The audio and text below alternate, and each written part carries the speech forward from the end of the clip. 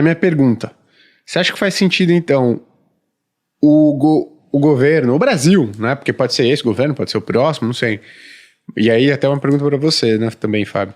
Você acha que é melhor ele falar, bicho, não consigo ter uma inflação de 3% ao ano, gente. Vou subir essa meta de inflação, porque senão, na minha visão, o cara vai ficar com a meta de 3% ao ano, aí o Banco Central não entrega. Porra, pra que serve esse Banco Central aí? Você vai descredibilizar. Então, na minha visão, a sua mensagem é, pô, a gente vai ter um Banco Central que vai perder a credibilidade cada vez mais. Será que não é melhor, então, a gente subir essa meta de inflação de uma vez? Essa é uma pergunta difícil, cara. Você responder primeiro aí, Fábio, porque... Eu acho que isso vai acontecer no mundo todo, tá? Só que no momento certo. Você não pode fazer isso agora. Como o Powell já deu vários sinais, o presidente do Banco Central americano já deu vários sinais, e agora a própria imprensa, olhando para uma eleição de Trump, já fala que os Estados Unidos vai ter uma inflação base mais alta, só que ele não pode, no meio do caminho onde ele nem levou a inflação para 2, já falar, olha, então a partir do ano que vem a meta vai ser 2,5, 3.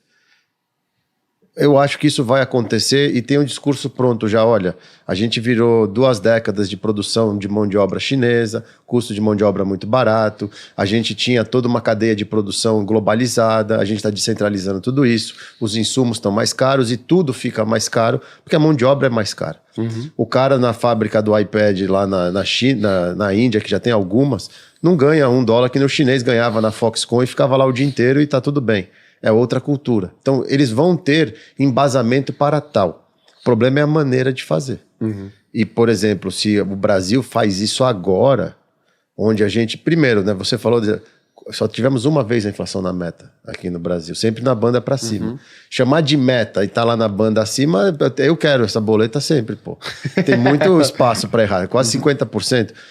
Já tem esse ponto. Mas precisa sempre espremer, porque você não pode dar espaço.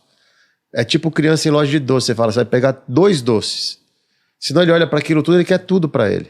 E governo é assim, ainda mais que aqui no Brasil, a gente vê muito isso. O governo ele se elege para se reeleger, para ficar no poder. Ele faz o que é necessário para ele continuar no poder. Tanto que só São Paulo tem muito metrô, porque metrô não é obra de um governo. Demoram alguns mandatos para você entregar a obra. E todo mundo fala, não vou começar uma coisa que eu não sei se eu vou acabar. Então tem todo esse problema cultural também. Mas eu acho que em algum momento, nos próximos anos, e vai ser breve, a gente vai ter esse debate sim. E no mundo. Inclusive não é só... Já houveram diretores do Banco Central Americano, do Fed, falando isso. Sim. Pô, é que deu uma amortecida, porque o CPI, né, o indicador de inflação nos Estados Unidos, voltou a ceder acima das expectativas. Então... Esse discurso acalmou um pouquinho, mas, pô, eu lembro, acho que 2 ou 3 diretores chegaram a comentar sobre isso. Pô, será que não é a hora dos Estados Unidos ter uma meta de inflação mais pra 3? Aí eu já pensando, porra, fudeu.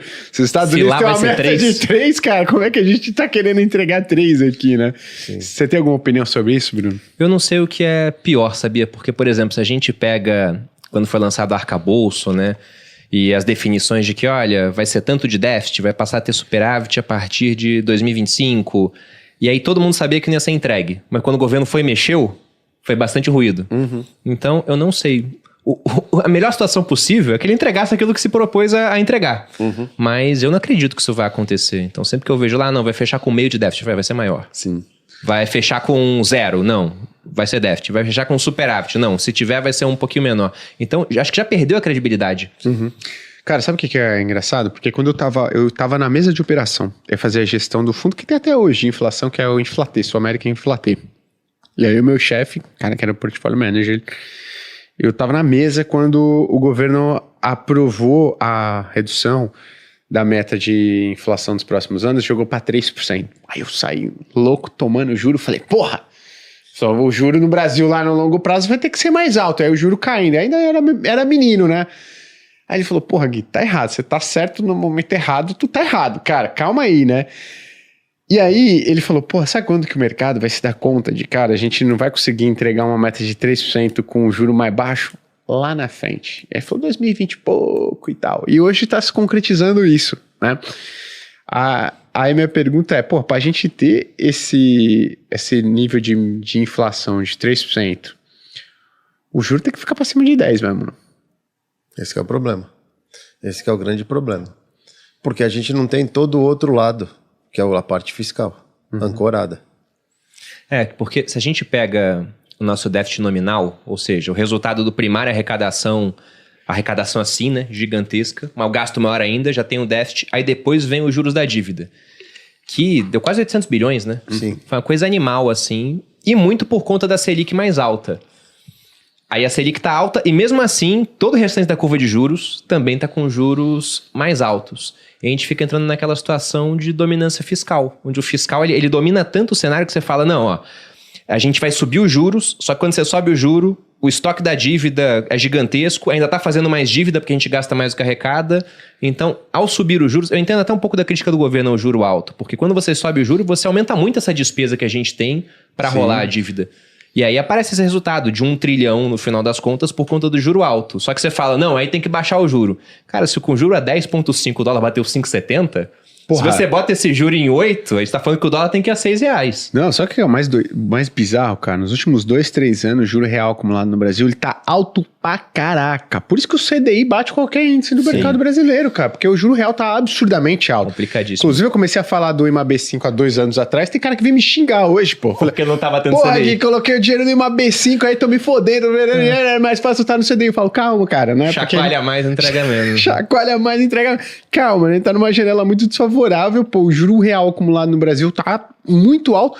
E mesmo assim, bicho, pô, era pra estar com nível de inflação e câmbio, pô, mas comportado, dado o tamanho do juro real que a gente tá, né? O juro real acumulado. Mas eu acho que é isso que o Fábio comentou, né? Fiscal, a gente não dá boas notícias no âmbito fiscal, e eu costumo dizer, você não dar boas notícias no âmbito fiscal significa que você não tá passando uma boa mensagem pro seu credor, porra. Que é pra quem quem empresta dinheiro. É isso que as pessoas precisam entender. Quem liga pro fiscal? Quem liga pro fiscal é quem empresta dinheiro pro Brasil, velho.